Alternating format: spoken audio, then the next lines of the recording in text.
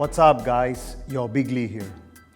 Sometimes bodyweight exercises can be as effective as the exercise that we do with weights. Triceps dips is one such exercise where you use your body weight to build all three heads of your triceps. Let's see how it is done effectively. Place your hands just your shoulder width apart. Squat down and move your body little bit ahead of the bench. Let your body down with the weight on your triceps and bring your weight back up. This is gonna stimulate your triceps tremendously.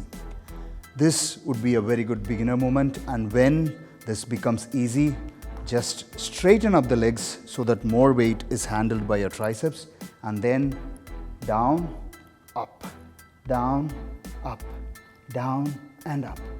And when you graduate to a level where this becomes easy, like how you saw in the Pumping Iron movie where Arnold does dips with plates on his legs, you can try that as well.